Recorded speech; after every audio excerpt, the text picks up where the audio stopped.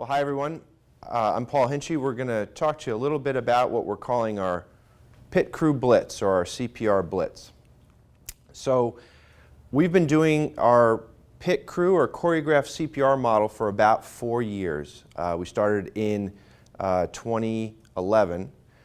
And since that time, some of you may or may not know, this has been picked up by systems all across the country. You guys have been doing such a great job. Other people have seen what we've been doing and have picked this up all across the country. It's been published in GEMS and some other articles, basically describing what we do here. We've got new monitors on the EMS side. You may have seen the new Zoll monitors, and they add a dimension of feedback to our CPR feedback process, which includes not just rate and gaps and compressions, but also talks about depth and complete release. So we took advantage of this, having put these out in the system, and last summer we did sort of a comprehensive review looking at everything we did with CPR, how we were doing pit crew, and also how we were utilizing our Lucas devices. So we looked at the CPR data first, what was coming out of the back of the monitors, and then we also went back and observed several engine companies, both Lucas companies and non-Lucas companies from Austin and from all across the system, to look at how we were doing pit crew. And what we found was that over the past 4 years there's been a little bit of drift. So it's a little bit of variability has been introduced from one engine company to another by shift and by house. So what we're seeing as we look at these is we're seeing several opportunities to improve our compression fraction. So we're seeing breaks early on in the compression process where we're not providing continuous compressions, and also early use of the iGel and the King Airway. And if you remember from the original pit crew, we'd kind of pushed that a little bit back into the arrest to make the focus of the cardiac arrest compressions early on. As you looked at the Lucas devices, what we saw is each engine company that used the Lucas device had developed their own ways of applying the device, and it was being applied not only in different ways, but at different times during the cardiac arrest. So what we were seeing is maybe some sacrifice of high-quality CPR early in the arrest in order to get that Lucas device on. So the idea of this CPR Blitz is we're going to try and refocus the whole system on that first 8 to 10 minutes. We want to get everyone focused back on doing pit crew the same way, every time, every station, every shift. Keep in mind, data from our own system, most VFib arrests, the folks that we were most likely to resuscitate, respond to usually in the first 3 to 5 shocks. We can usually get them converted in 3 to 5 shocks. So that means early on, it's critically important to get good compressions up and going without interruptions to get enough energy back in the heart to make them respond to these shocks. And if we do that properly, many of these folks will be resuscitated in that first 8, 10, 15 minutes or so. So the idea of the CPR Blitz is to get us refocused on the basics in that first 8 to 10 minutes. And what I mean by that is adhering to a uniform system procedure. So in other words, everyone doing pit crew the exact same way every time, so it's highly reproducible and very consistent. We'll make sure we get people in the proper positions, alternate providers appropriately after 100 compressions so we address provider fatigue, focus on the good compressions first, followed by defibrillation, and then eventually management of the airway. And the idea of this is much like a mass casualty incident, or probably even like fighting a fire. How you get set up in that first 5 to 10 minutes determines how the rest of the procedure is going to, the rest of the event is going to run. So we want to focus on getting set up right in that first 5 to 10 minutes and get in the rhythm of the arrest so the rest continues in that same fashion. Now, if we don't get them back in that first 10 to 15 minutes, then we need to start thinking about this is going to go a bit longer, and we need to think about a more prolonged resuscitation. So that may mean rotating your compressors, or maybe additional resources coming, or if you have a Lucas device available, that would be a good time to apply it. When I talk about basics, this is what we're talking about. High quality compressions, which means we want to be the correct rate, so above 100 but not more than 120, with the right depth and complete release. Use your metronomes to keep you in the right range in terms of your timing. And use the feedback device for guidance. We're getting feedback devices to go along with some of the AEDs, but also once EMS arrives, you have a feedback device on the monitor. Use that to help you gauge the appropriate depth and the appropriate rate, and it will give you prompts to correct it. We want to get that defibrillation done every 2 minutes with a minimal break, so get it set up early, and then controlled ventilations. And what we mean by that is 10 to 12 breaths a minute. Use the blinking light on either the ITD or the smart bag. Pick one and use that. And the reason we try and control ventilations is what it does is by not putting pressure in the chest like we do with each breath, it helps the head to drain, it helps blood return to the heart and prime the pump so that your compressions are much more effective.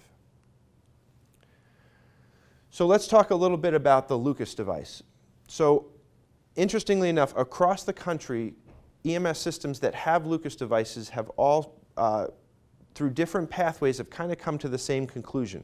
And that's the idea of building a process where Lucas device is still used, but may be applied a little bit later with the initial phases of the arrest being focused on the basics, just like we're doing.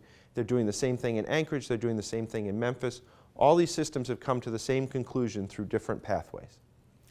So when we brought everyone in and looked at how people applied the Lucas device or how it was used, what we did was try and pick the best practices from each station and combine them in our process to get the very best process we can.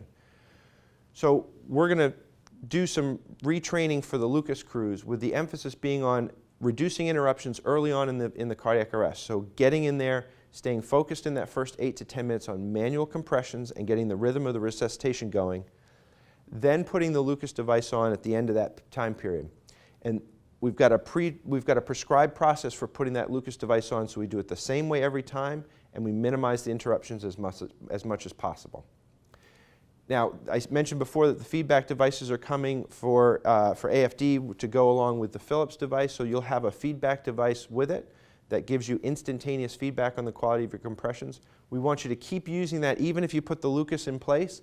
We just want you to put the compression device at the base below the Lucas device so we can still see that compressions are happening. It won't tell us about the depth of the compressions, but the Lucas takes care of that. But it will give us some idea that compressions are continuing.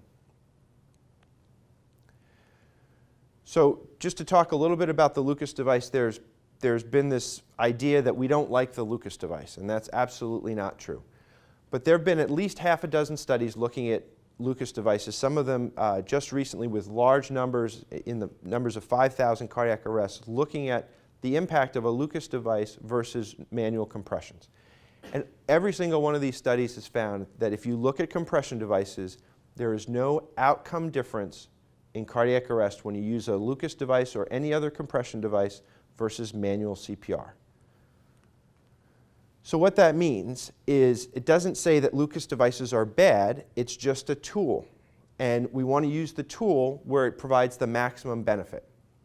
So that's why we want to get focused on best compressions early on in the event, manual compressions early for that first 8 to 10 minutes when we're most likely to get them back, doing those basic interventions and paying attention to compressor fatigue, and when we go to put that Lucas device on, that we do it with a minimum of interruptions.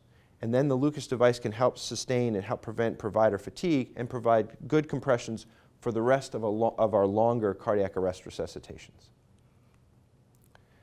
Now, I just want to make clear that even though we're trying to get refocused in that first 10 minutes, it doesn't mean that there isn't value with resuscitating these people longer and working harder. I know many of you are seeing that we resuscitate people, or we work to resuscitate people 50 minutes, 60 minutes, even an hour and 10 or an hour and 15 minutes trying to get someone back. And there's still good reason to do that, and I'll show you why. So this comes from our friends in Wake County, and they looked at the probability of survival over the duration of their resuscitations. And they had about 5,000 arrests in their database. And what you can see, if you look, the red line that you see on the graph is about the 10-minute mark. So that's where we're going to get focused early on, because you can see how high the probability of resuscitating someone is in that first 10 minutes. But what's also important to see in this is if you look out 20, 40, 60, even 70 or 80 minutes out, people can still be resuscitated after long resuscitation. So we don't want to forget those folks, because if we quit early, those folks won't survive. Just because we work them for a long time, there used to be this idea that if we worked them for a long time, they would all be brain dead or they would be severely impaired. And as it turns out, that's not really true. This is also from Wake County. This is their probability of a good neurologic outcome. So going home the way they started, or at least able to maintain a part-time job. So pretty high neurologic function. And again, the red line is the 10-minute mark. You can see how high the probability of resuscitating someone with a good neurologic outcome is at 10 minutes. But again, follow it all the way out. Even looking out 40, 50, 60, and 70 minutes out, we can still resuscitate these folks with a good neurologic outcome. So we've got to stick to it. Even though we're focusing on that first 10 minutes of compressions, we've got to stick to it for the duration of the arrest and do good compressions, good resuscitation all the way through the event. It may be a little bit difficult to see the difference in colors. The light green color is a non-neurologically intact outcome, so not a good neurologic outcome. The dark green that you see in this graphic is good neurologic outcome. So you can see as you go across in 5-minute increments from 0 to 5, all the way across, that last one you see with a good neurologic outcome is out at 75 minutes. So that's an hour and 15 minutes someone went home neurologically intact. So you can see many of these are happening 30 and 40 minutes into the cardiac arrest, and we're still getting a good neurologic outcome. So that's our goal. Focus in the first 10 minutes, but work it like you mean it all the way through the arrest. So the takeaway across the whole system, EMS, first response, police, we're trying to get everyone focused on the idea of the basics. Get started in that first 8 to 10 minutes with high quality CPR, minimum of interruptions early on as best we can, appropriate use of the defibrillation and the airway intervention, utilizing the PICC crew the way it's structured, the same way, every time, everywhere in the system. As we get past that 8 to 10 minutes, be aware of provider fatigue, so you may have to rotate your folks. We may need additional resources, or if you have a Lucas device available, we can apply it there. And as always, if you have any questions, feel free to contact us at the OMD. You can email me directly at paul.hinchy@austintexas.gov. Thank you very much for your attention. To prevent future pauses, quickly move the patient to ensure adequate space is available. No pulse, no respiration. Starting CPR. Power on the AED as soon as it arrives at the patient. This allows the team leader to narrate all the actions occurring. Begin CPR. We have engine 22 on scene, 65-year-old male, cardiac arrest. The FR3 AED has been reprogrammed so that the analysis is delayed for 2 minutes during the first CPR. The team leader follows the PICC crew checklist so that a consistent, effective resuscitation approach is used every time. 2 persons use the bag valve mask. Position 3 makes a 2-handed mask seal, while position 1 or 2 squeeze the bag using the timing light. The team leader uses the PICC crew checklist to ensure the same resuscitation procedure is followed each time. As position 1 nears the 100th compression, he counts out loud and position 2 gets ready to begin compressions. 93, 94, 95, 96, 97, 98, 99, 100. Positions 1 and 2 coordinate to make the switch as rapid as possible. Stay close to the patient so the hands off the chest time is short. Position 2, starting compressions. Have position 3 holding a good seal, with position 1 assisting with the BVM. Position 1 takes over squeezing the bag, while position 3 continues to make a 2-handed mask seal.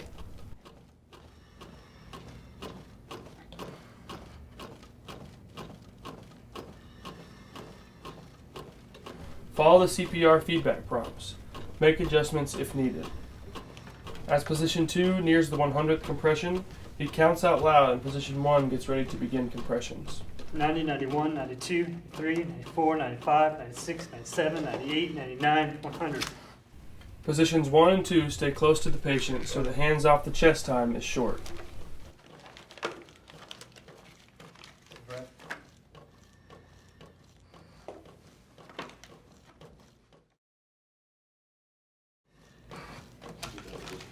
Avoid movement of the patient while the AED analyzes the rhythm. Stop CPR. Stay clear of patient. Analyzing. Shock advised. Stay clear of patient. Deliver shock now. All clear? Clear. Shock delivered. Begin CPR. Position 1 begins each cycle of compressions.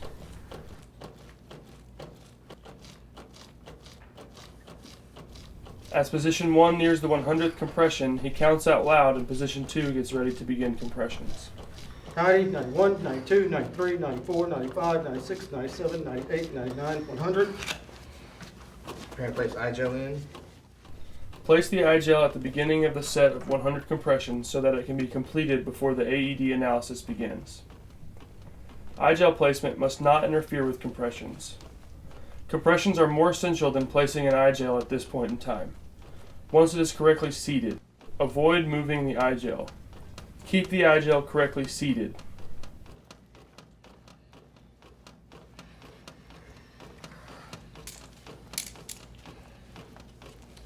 Checking for lung sounds. Breathe. Breathe. As position 2 nears the 100th compression, he counts out loud and position 1 gets ready to begin compressions. Breathe. 91, 92, 93, 95, 96, 97, 98, Good 99, placement. 100.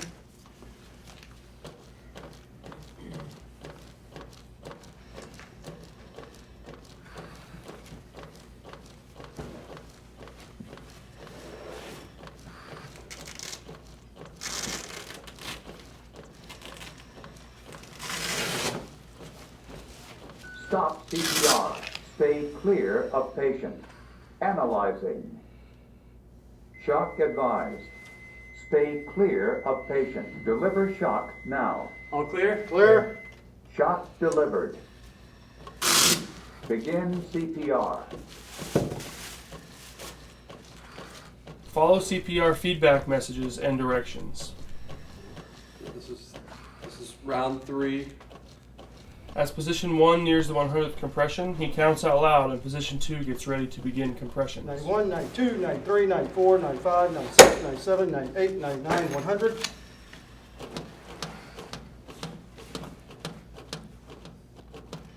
As position 2 nears the 100th compression, he counts out loud and position 1 gets ready to begin compressions. 90, 91, 92, 93, 94, 95, 96, 97, 98, 99, 100.